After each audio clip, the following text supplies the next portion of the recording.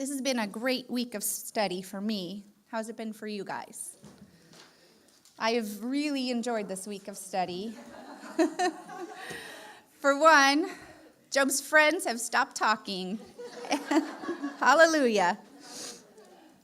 The Lord has taken me all over the place this week of study. It's been just a really enjoyable week. In fact, my kids have been steering clear from me a lot this week, not just because I've been studying. They know naturally when I'm teaching, they know to steer clear because they know I need that time to study, but because every time I see them, I'm like, wait, come here. I got to share something with you. I've been constantly like, wait, you got to hear this. I've been telling them things here and there. So really, if all the things that the Lord's just been showing me through this week, if I shared them all with you, you literally would be here for hours. So it was really hard to try to condense everything down. So really, what's funny is I really just went before the Lord and just asked him to just show me, Lord, really, what is it that you just want these women to hear? And what's funny is what I was left with was just kind of, really, that's it? Okay. It seems kind of simple, but okay. So this is what I have for you this morning. So Job's friends stopped talking. And really, I don't know if I could have taken much more of that. And could you imagine poor Job going through the trial of his life, having those guys of his friends? And then we heard last week from this last friend, his young friend, Elihu, and he starts describing this great storm that starts taking form and approaching, and he's using this storm that he sees coming and describing the greatness and power and majesty of God. And it's out of this whirlwind, this storm, that God finally answers Job. Finally, this is the moment that he has been waiting for. He's longed to hear from him for so many days. And we really don't know how long. It could have been, we know at least it's a week, but it could have been weeks, could have been months. We're not really sure. But when we're suffering, don't even minutes seem forever. And he answers Job by asking a question. Verse 2 of chapter 38, he says, "Who is this who darkens counsel by words without knowledge?"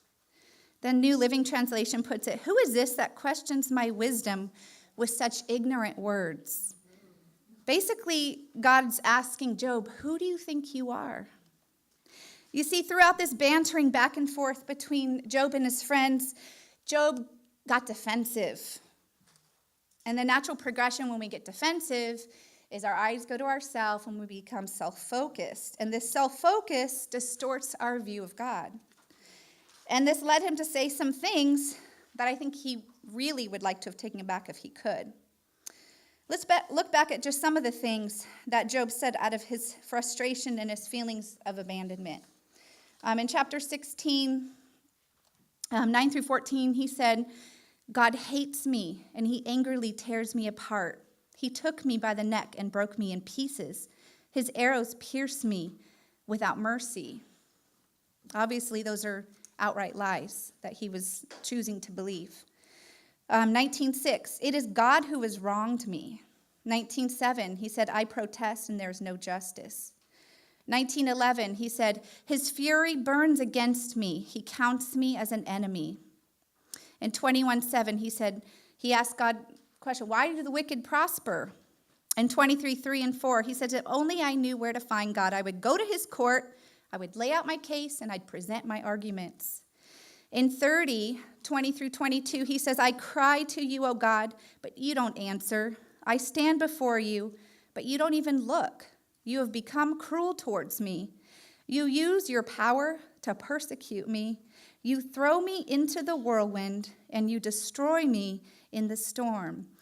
And it's interesting to me that Job would use this terminology to describe his feelings of how he thought the Lord would destroy him, a storm and a whirlwind, when this is the exact way that the Lord would choose to speak to him and reach out to him. Which, by the way, I love that the Lord uses a storm or a whirlwind to represent himself. Just this all-powerful, uncontrollable force which cannot be opposed. It makes me think of a tornado. There's nothing you can put in the path of a tornado to stop it. Job 38 in verse 2, he says, "Who is this that questions my wisdom with such ignorant words? Brace yourself like a man, because I have some questions for you, and you must answer them." So our Creator speaks out of this storm, and he comes to Job. He comes not like a judge, as his friends would have liked to see him come. They would have loved for him to come with an iron fist, just coming in judgment. He doesn't come as a defense attorney with a full acquittal.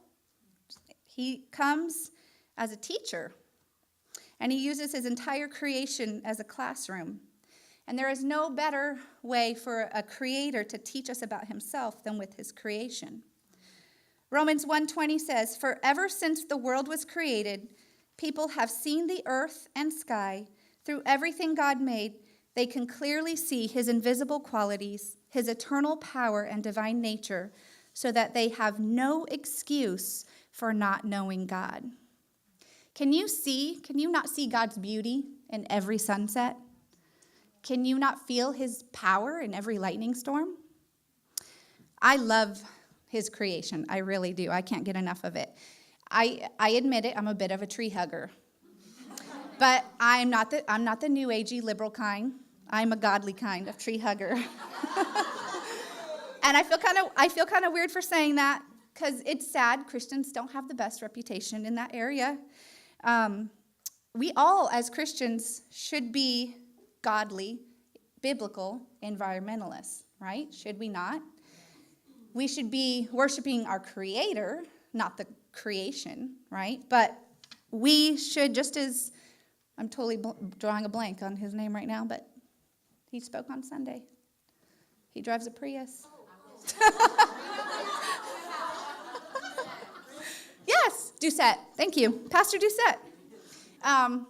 We all should. Did not God give us dominion over the animals and the earth? And as long as we're here on this earth, we should be doing our part and being the best ambassadors of Christ and taking care of this earth. Little rant over. All right. Anyways, I do absolutely love nature. And anybody who knows me knows I get super excited over rain and storms and thunder and lightning. And I even like earthquakes. I know that's weird, but the last earthquake we had, like, as soon as I can hear them coming, I know that sounds really weird, but I can totally hear them coming. So I woke up before it even hit, and I woke up and opened my eyes, and then it hit, and I totally had a smile on my face. I know that's weird. I'm sorry. In fact, I'm just going to stop now, because they'll never let me up here again. So anyway, so why? Why do I love nature, even the wildest parts of it?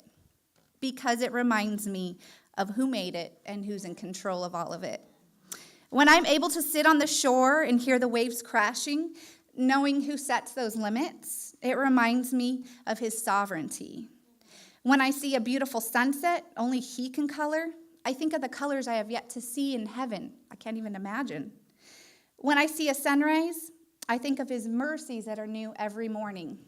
I don't see too many sunrises. I'm not really a morning person. When I hear a crash of thunder, or I see a bolt of lightning, or I feel a jolt beneath my feet, I feel like I just got a small, tiny glimpse of his power.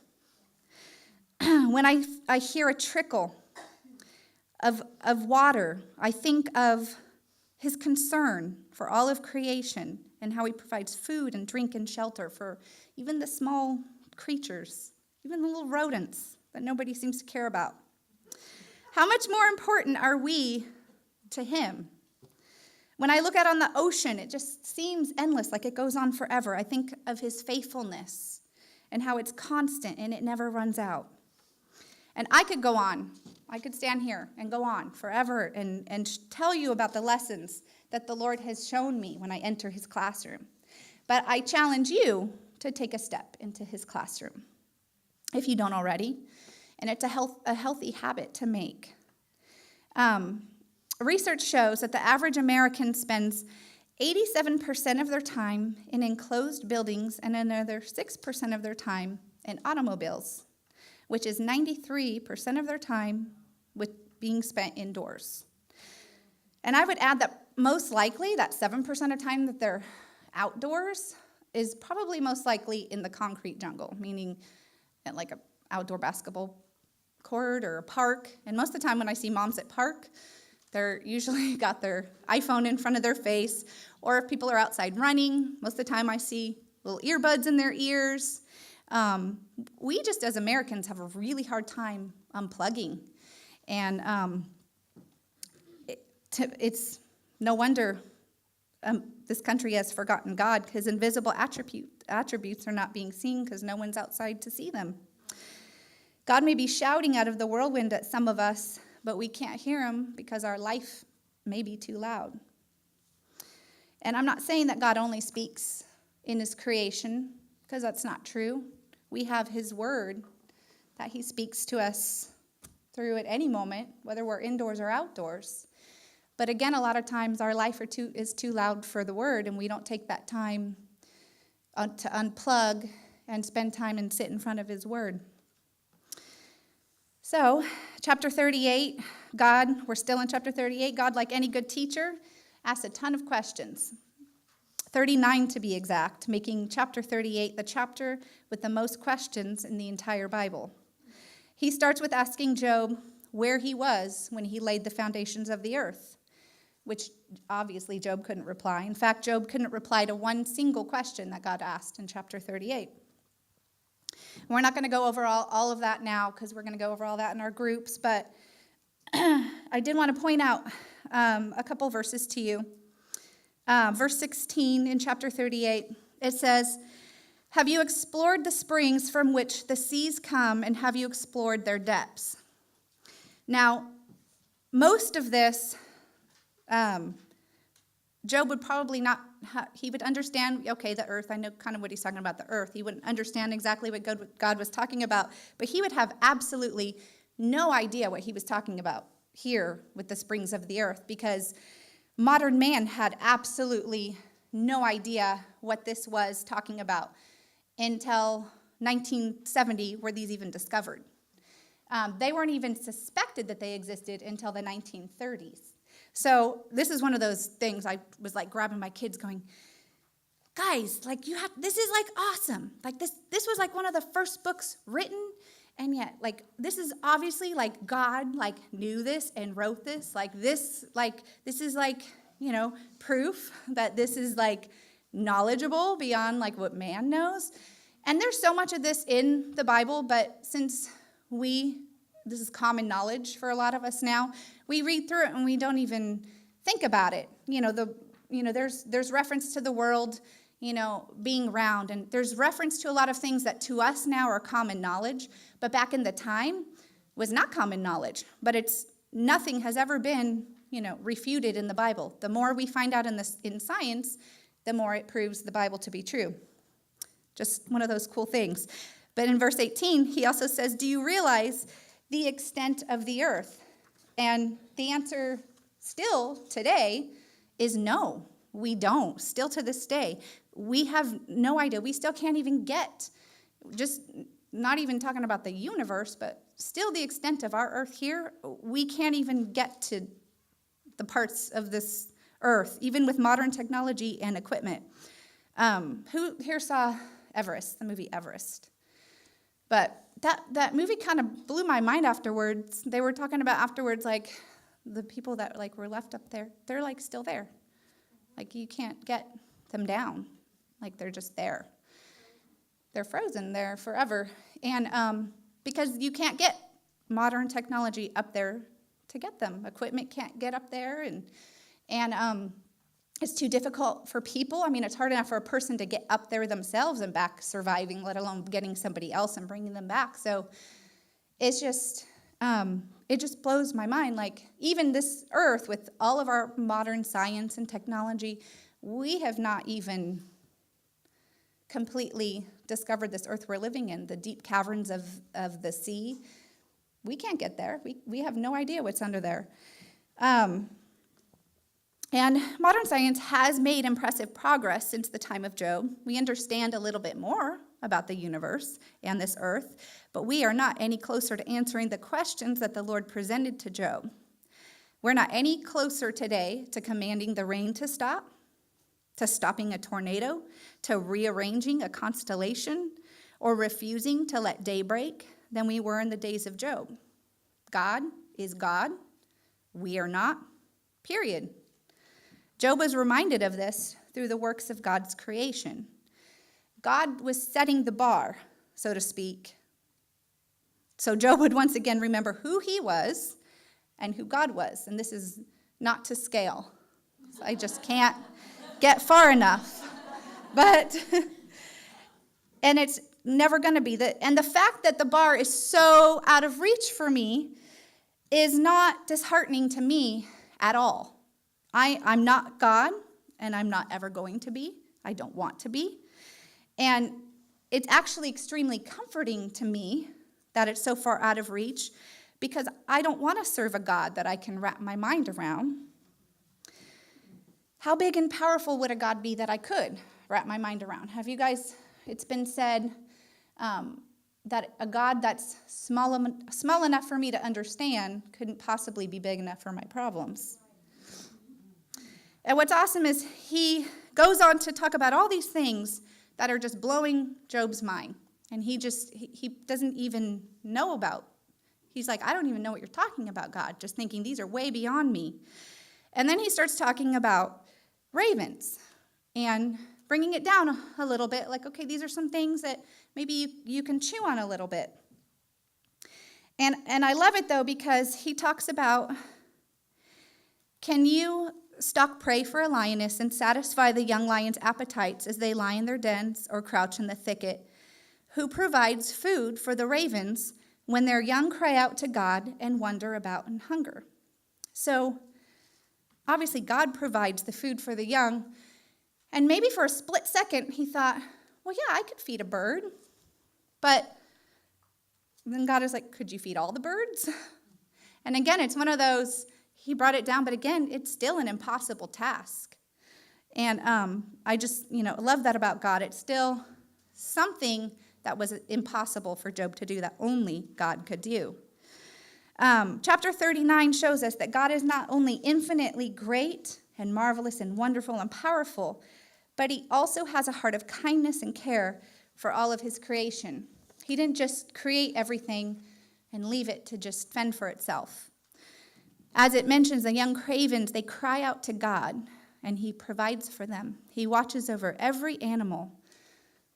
He knows how many months they carry their young. He watches over them when they give birth. It reminds me of a llama I used to have, and his name was Bahama. And we had goats too, and our goats, one goat was ready to give birth, and he loved them. He was like their daddy. He would watch over all of them. Like every morning when we let him out, he'd always sniff all of them, make sure they were all there, and he was just the sweetest thing ever. He's sweet. So anyways, one of them was ready to give birth, and I was a new hobby farmer, and I was told, you're to push all the other animals out and let the mom be alone. Sounds sensible, right? So I did that, and he just had a fit, and he went out and just kept pacing and crying, and just, and then it was making the mom nervous, really nervous, because he was crying and freaking out. So then I led him to the stall next door, which had bars so he could at least see in, and he was okay with that until the babies were born. And then he wanted to be able to sniff them. So then I had to rig this whole system up and open up the gate, and I had all these baby gates all bungee corded and stuff so that he could come in and he could put his little neck down there and sniff them and see that everybody was okay, and then everybody was calm and everybody was good. But he just had to watch over everything and make sure everything was good. And it just was his heart. Like, I got to make sure everybody's good. I don't know what's going on in there. Got to make sure my girl in there is good. And, we can't block God out, obviously, but, that's just, he watches over everything. He watches over everybody, wanting to make sure, he knows everything is good. And that's the heart of our God. Even animals. How awesome is that? He was showing Job that Job was not abandoned. He was not left alone. God was watching over him all along. And this must have been incredibly comforting to Job, because remember, Job had supposed that God didn't know what was going on with him, or if he did know, he didn't care. So now he hears how involved God is with every single living creature, Job included. And this was what he had been longing to know the entire time, that he was not alone and that God most definitely cared. Chapter 39 points to God's creativity and uniqueness. There's a natural order, and everything has its place. Birds are naturally wonderful mothers, but he mentions an ostrich as not being one of them. He did not give an ostrich wisdom, but he did give her the ability to run. She can run faster than a horse, in fact, but you wouldn't want to ride the ostrich into battle. They're cowards. But an army horse is like a loyal soldier, brave, strong, racing into the battle. You see, everything has its place and operates with remarkable order. And this, to me, is a beautiful picture of the church with many parts that make up one body. So in chapter 40, Job finally speaks, but he doesn't have a whole lot to say. He has a completely different tone, not because his circumstances have changed, because they haven't yet, but he was confronted with honest truth, and he was completely humbled. And nothing that was said was new information. A lot of these things that God was saying were actually, if you look back, was actually a lot of things that had been said between Job and his friends. But the difference was that the Lord spoke for himself. Job had the proper response when the Lord spoke, humility. He said, I am vile. I am nothing. I have said too much already. I have nothing more to say. Isaiah had a similar response when he said, woe is me, I am undone. Have you ever been in this place with the Lord? This is a very good place to be, total surrender. And this is not how Job originally perceived that he would come before the Lord.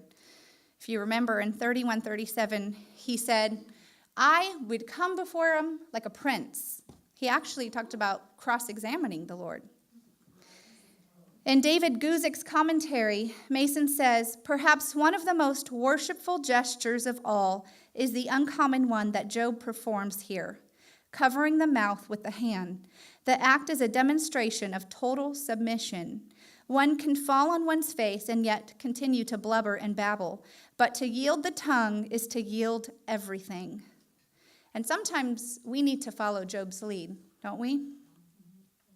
Romans 12:1-2 says, therefore I urge you, brothers and sisters, in view of God's mercy, to offer your bodies as a living sacrifice, holy and pleasing to God. This is your true and proper worship. So what is true and proper worship? Presenting our bodies a living sacrifice. So Job started out strong. Remember, when tragedy first struck in chapter 1, the first thing he did was to fall to the ground and worship the Lord. He said, praise the name of the Lord, even in that grief. Over time, when he began to get involved in going toe-to-toe with his friends and he got defensive, he took his focus off of God and he began to look inwardly, and his focus began to become self-focused. His eyes got off the Lord, and it distorted his view of the Lord. That's why it's so important to keep short accounts with the Lord. It's easy to get distracted, is it not? Oswald Chambers says, true surrender will always go beyond natural devotion. God used suffering and a revelation of who he was through his creation to bring Job to a place of total and complete surrender. What is he using in your life? Do you want that? Do you want complete surrender? Are you seeking it? What is God teaching you? And are you a good student? Sometimes God has to bring us back to the basics to get our focus back to where it should be. That He is God and we are not.